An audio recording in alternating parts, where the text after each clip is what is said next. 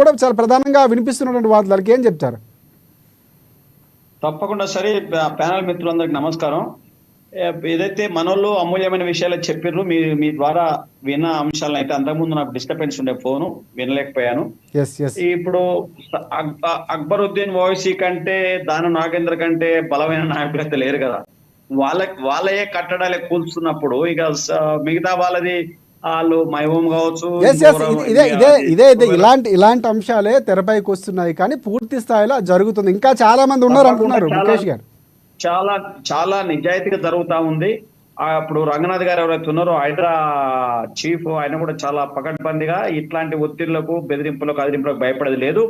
ముఖ్యమంత్రి గారు కూడా స్వేచ్ఛనిచ్చారు. ప్రధానంగా ఏంటంటే ఇప్పుడు దాన నాగేందర్ వాస్తవంగా కాంగ్రెస్ పార్టీ మద్దతుగా ఉన్నాడు, బీఆర్ఎస్ లో గెలిచినప్పటికీ. ఆయన అంశంలో ఆయన చిందులు తొక్కిన కూడా ముఖ్యమంత్రి గారు రెస్పాండ్ కాలే. ఎస్, చట్టం పని చట్టం చేసుకుంటూ పోతుంది అనే పద్ధతిలో ముఖ్యమంత్రి గారు కూడా బిహేవ్ చేస్తారు. కాబట్టి డెఫినెట్ గా ఎంత పెద్ద మనిషి అయినా అక్రమ కట్టడం తెలిస్తే తప్పకుండా హైడ్రా సీరియస్ గా ప్రయత్నం చేస్తా ఉంది. హైదరాబాద్ చుట్టూ 920 చెరువులు ఉంటే ఇప్పటికే 240 చెరువులు ఆక్రమణకు గురైన మాట హైడ్రా ప్రకటించింది. అందులో భాగంగా సుమారుగా సర్వే నెంబర్ మన ఈ మధ్య కాలం హైదరాబాద్ చుట్టుముట్టు బహుశా చెరువులు ఏంటో నాకు ఐడియా లేదు. నేను వాస్తవికంగా ఉన్నది కూడా ఈ ఫోన్ డిస్టర్బెన్స్ వల్ల హైబర్ట్ వెళ్ళిపోయినాయి.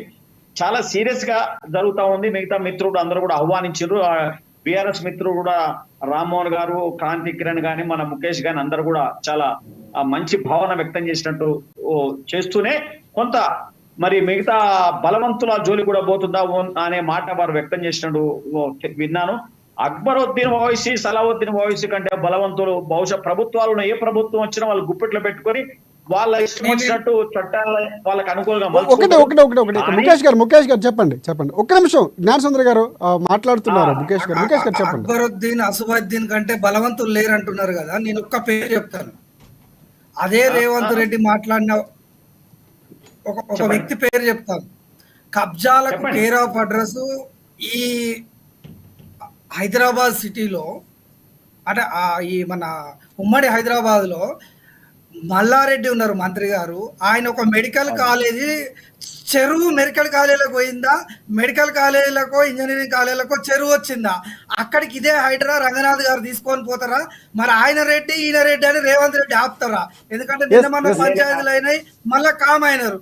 ఇప్పుడు ఇలాంటివి జరిగినప్పుడు వస్తాయి. కానీ అక్బరుద్దీన్ మీద ఇంకో ఇలాంటి మైనార్టీల మీద దాడులు చేసో ఇంకోటి చేసో చేయడం కాదు. అట్లని దాడులు చేయడం తప్పనట్లేను.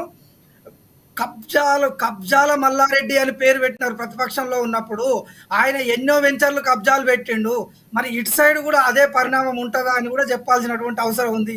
లేదంటే అటు కుత్బుల్లాపూర్ దిక్కు పోయి మీ పార్టీలో ఉన్న వాళ్ళని మాత్రమే అది చేస్తారా? లేదంటే వివేకానంద గౌడ్ లాంటి వాళ్ళు ఇక్కడ రాగానే వాళ్ళకి సంబంధించిన ఆపేస్తారా?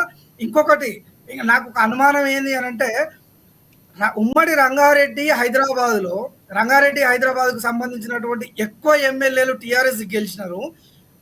వీళ్ళంతా ఎంత ఏది చేసినా ప్రెజర్ పెట్టినా కాంగ్రెస్ పార్టీలోకి రావట్లేరు. కాబట్టి దీన్ని ఒక టూల్ గా వాడుతున్నాడు ఏమో అని నా యొక్క వ్యక్తిగతమైనటువంటి అనుమానం. ఇక దీని ద్వారా అందరూ ఆల్అౌట్ అవుతారు. ఇప్పుడు మనం దోమలు వస్తే పెడుతున్నాం కదా ఆల్అౌట్, ఇక సచ్చినట్టు సరెండర్ కావాల్సిందే గవర్నమెంట్. మరి ఆ విధంగా నిజంగా మెడికల్ కాలేజ్ మల్లారెడ్డి గారిది ఊల్ చేస్తే నేను I really appreciate the Revanth Reddy government. Mukesh గారు జ్ఞానసుందర్ గారు మీరు చెప్పండి. తప్పకుండా మల్లారెడ్డి గారి విషయంలో కూడా మనకు ఆధారాలు ఇంతకు ముందే ఆల్రెడీ కొంత కట్టడానికి కూల్చినట్టు నాకు పత్రికల ద్వారా చదివినాను. డెఫినెట్ గా ఆధారాలు ఉంటే ముఖేష్ అన్న, నేను, నువ్వు కూడా కలిసి రేవంత్ రెడ్డిని అప్పీల్ చేద్దాం. డెఫినెట్ గా మల్లారెడ్డి ఉండని, ఆయన పుల్లారెడ్డి ఉండని, ఆయన ఇంకొక రావు ఉండని, రెడ్డి ఉండని, తప్పకుండా అక్రమం అని తెలిస్తే మన నోటీస్కి వస్తే మనం కూడా డెఫినెట్ గా రంగనాథ్ గారిని కలుద్దాం. మీరు ఫలానా సర్వే నెంబర్ ఫలానా అని చెప్పండి, నేను మీతో తోడుగా వస్తా. డెఫినెట్ గా మనం ఎవరైతే ఇప్పుడు రంగనాథ్ హైడ్రా చీఫ్ ఉన్నారో వారిని కలుద్దాం, నివేదిద్దాం. లేకపోతే నేను కూడా నీతో పాటు గొంతు కలుపుతా.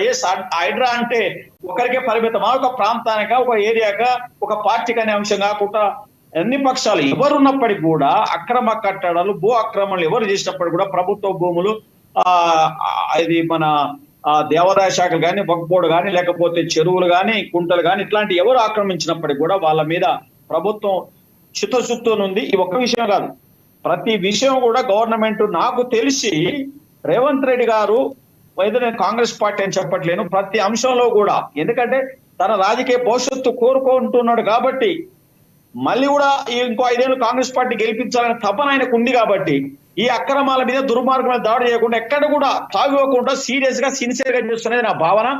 మీరు తప్పకుండా ముఖేష్ అన్న మీ అంశాన్ని మనం కూడా పరిశీలిద్దాం.